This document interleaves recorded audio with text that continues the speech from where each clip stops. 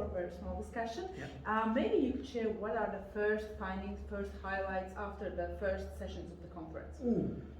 Two. One is that we are really seduced by Latvia to experience Latvia, so we're really enjoying that and waiting for some very nice days to really experience what Latvia has to offer.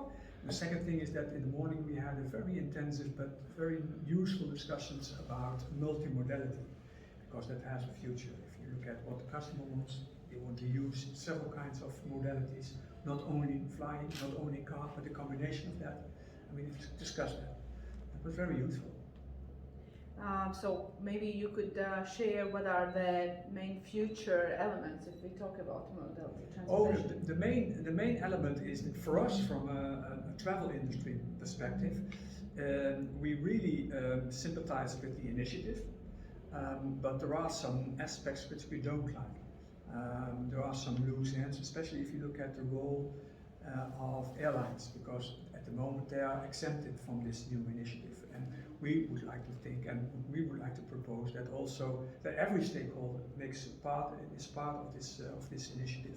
But having said that, I think it's the future, because if you look at customer behavior, then they want to have flexibility, then they want to have full transparency, and they want to have a good price. And this needs a good role of the travel sector, especially travel agents and tour operators. And we are looking at that in the initiative. And during those 2 days, Riga has become a meeting place for tourism professionals from whole Europe. Have you been in Riga before? No, I'm ashamed to say that's the first time. Yeah, I've never been here. No. But what are the first feelings, first impressions of Riga as a tourism destination? Yeah, I'm here just for 1 day, but what I feel is, one is we had a small lunch in the center of Riga, and we were served by a fantastic hospital lady serving us the most fantastic food. So if you look at gastronomy, if you look at friendliness of the people, then I'm looking forward to the rest of the days. And Riga is, because I studied history, so Riga for me is personally also a very interesting city, because I live in Deventer, in Holland, in the Netherlands, which is also part of the Hanseatic League, which Riga also belongs to. So there is a link, and there is a personal interest in what Riga looks like. But you have studied, you have read about Riga, and now you have seen this with your eyes. Do the reality match the expectations? Yeah, oh yes, because and that's all about, if you look at the modern tourism, it's not only about seeing new things, it's not only about having to see nice buildings, but it's also to meet people, because that's what makes a holiday a nice holiday. And it comes up, it really matches my expectations. And we're looking forward to the rest of the days. Great to hear that. Yeah. During one of the sessions, you discussed also geopolitical challenges. What would be your evaluation? How successfully tourism in general has adapted to these new rules? Oh yes. First of all, we have a COVID, of course, and we adapted to that. But it was a really big crisis. But we somehow slipped into the next crisis, which is this terrible war on the Ukraine caused by Russia. But we've adapted to that because, if you look at the choices a consumer has, they choose for other destinations. So we see a shift from Russia and Ukraine anyway, but also the related or the countries which are in the neighborhood of Russia and Ukraine. For instance, also Latvia. We've seen a shift from there to other countries, and it's up to us, and that's why we are here also, to really to see ourselves and to convince our consumers that there is no problem whatsoever to visit the Baltic countries or Romania or Bulgaria. But it's also in the mindset, and we have to convince them that they can visit also these countries. But that's a challenge. One of the challenges that also brings the 21st century is the question of sustainability. Yeah.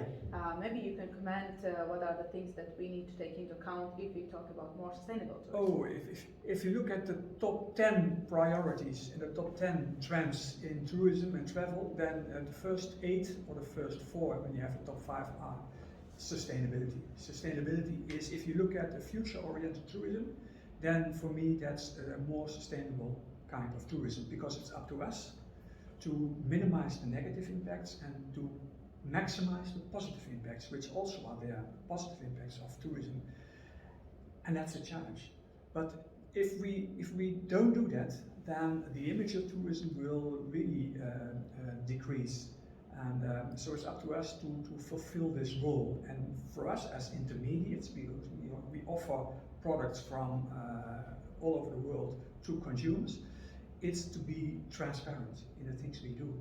And so not only communicating about price, but also giving the consumer a very transparent information about impact of their journey. And that's what we are thinking about. What would be the main aspects in addition to sustainability? For example, you would suggest to focus tourism professionals to maintain the competitiveness, like for next 5 years, let's say. What can you, because I didn't understand what you mean. Sorry, the main aspects we should focus as tourist professionals to keep our competitiveness for next 5 years. Yes. There are two things. It's that's as simple as that. But having said that, it's also very complex. But one thing is having unique content. That's really essential. And the second thing is customer orientation, customer centricity, extreme customer centricity. And we're also going to talk about personalization and about being personal. And I think that's those two, content and being extremely customer-centric, that will make the success for the future. What kind of impact will artificial intelligence bring here? Oh, that's an important and very interesting and for me fascinating topic, because if you look at AI, there are two things about it. If you look at for instance, giving the customer more information, giving a more comfortable feeling, having this personalized offerings, then AI would be something which we could use to make more added value to the consumer. That's the positive side. The negative side, and we should worry about that, is if you look at ChatGPT, but all the other open AI systems, the next step, because we all know the system that it will give you answers and it writes texts and it's very useful at the moment. But the next step will be that you ask the system, please make a round trip Spain or a round trip in Latvia. And the next step will be just book it also without using travel companies. So it's also about thinking about reinventing your added value as travel companies. And we are really, every company should be involved in that. So it has negative sides, it has positive sides, but we certainly have to get involved in those kind of systems. If we compare Europe and let's say USA or Asia, what would be the strong sides, the benefits of Europe that you could highlight? Oh, the benefits, look at Latvia. It was Europe in a small way. If you look at, it has such a various diversity of offerings to make to consumers. If you look at holidays and travel, different kind of cultures, different kinds of heritages, different kind of history, all in a reasonably small, compact area compared to the United States or to China. And that is what makes Europe so interesting, and still the most important travel destination in the world. That's also lovely to hear. Yeah. And in conclusion, maybe you could share the ECTAA priorities and plans for this and maybe also for the next year. Yeah. ECTAA priorities are first sustainability. And we have to get our act together and to have a common position about the future challenges. If you look at sustainability, so that's one. And the second thing is EU regulation, especially looking at the package travel directive. Which is a directive which the Commission is now writing, and we are fully involved in it and try to see that it is also applicable and workable and doable to comply with that for travel companies. It's very important. So those are the two main priorities. Great, thank you so much, and thank you for sharing your opinion Thank you and for finding inviting. time for us. Thank you.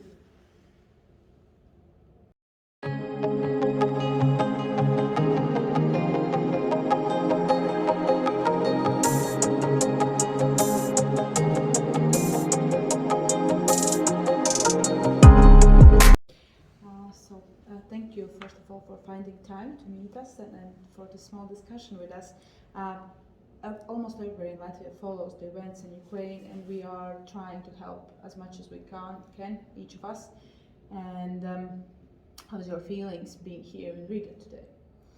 I'm happy to be here because it is a possibility for us to present the situation, how we live in Ukraine now, and I thank you for your support and for invitation and for this opportunity to present our reality now.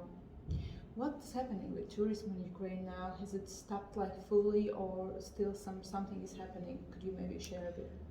If we compare our statistics before and during the war, we see in 2022 we have only 30% drop, and we think it's a great result. And our tourism industry is strong, and our hotels are working, and they have a lot of foreign guests now. And for example, in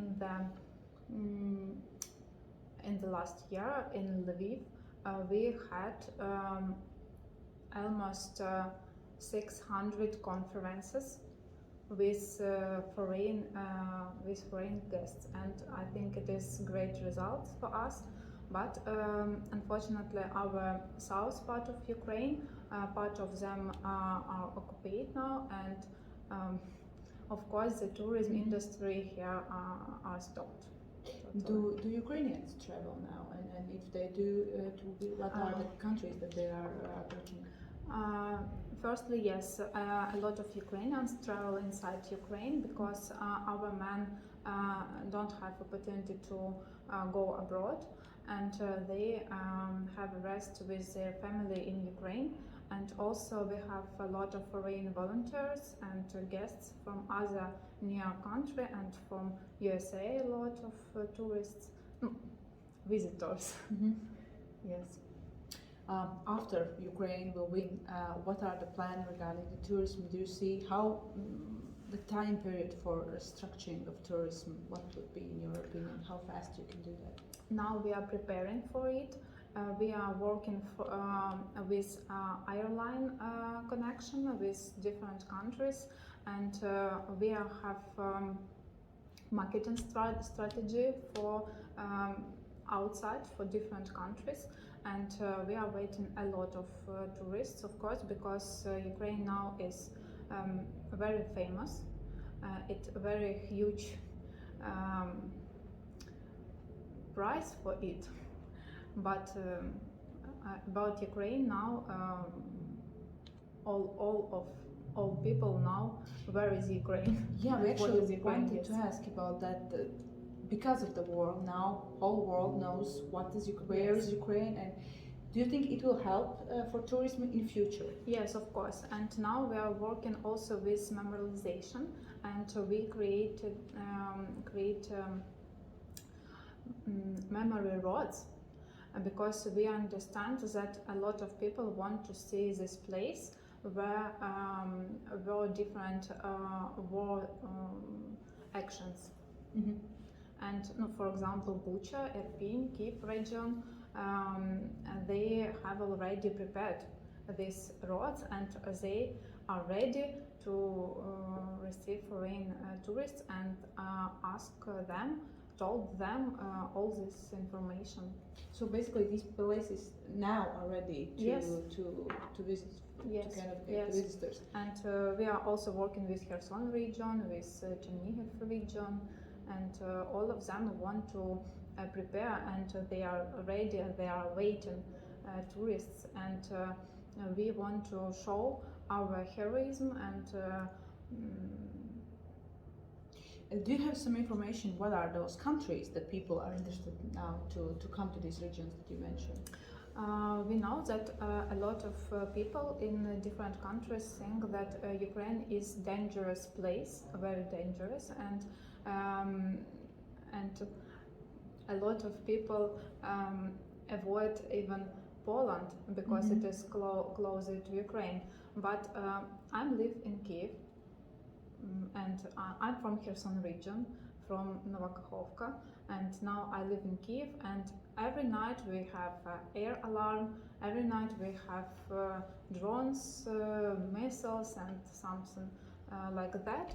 But we don't give up, and we continue work, and we believe in our victory, and we will have a great future. We also believe and we are sure in Ukraine's victory, but we also would like to ask about the period before the war, about traveling and tourism in Ukraine before. What was those countries that you get most visitors of? It is Gulf countries, Saudi Arabia, and from Turkish a lot of tourists, Poland, all countries which are bordered with Ukraine, and from Great Britain also we have tourists, Baltic countries also, and a huge part was Belarus and Russia. It's strange, but they had a rest in Ukraine, and after that. And what was the destinations that Ukrainian found most popular to travel? Now, before the war. Before the war, it was the Carpathians, and on the south of Ukraine it is Odessa, Black and Azov Sea, and Kiev. It is for business business tourism a lot, and Kharkiv. And for outgoing tourism, where Ukrainians love to rest before the war? Outgoing, yes. Yeah. I think it is all countries maybe, because we had a very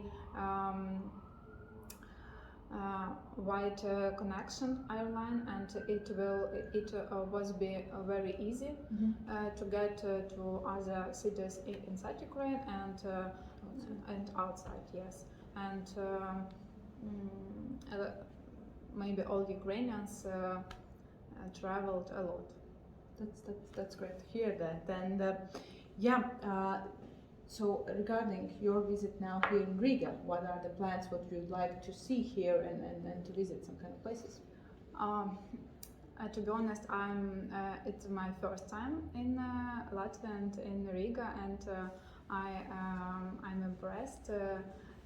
And I want to see all the center city and near towns around Riga, and I hope that after the war the Ukrainians will visit Latvia and Riga as tourists, and I will recommend it to my friends because I really impressed.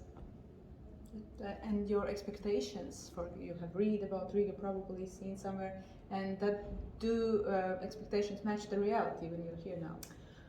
To be honest, before the war, I always think that Latvia is something like Soviet past Union, and but now I learn more about your country, and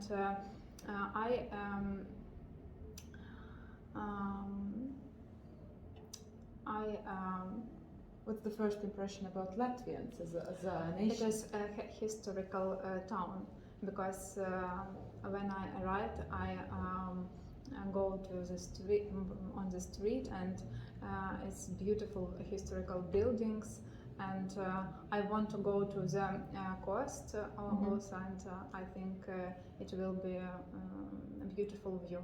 Yeah, and you're lucky with good weather as well. It's also important. But what are your first impressions about us, about Latvians?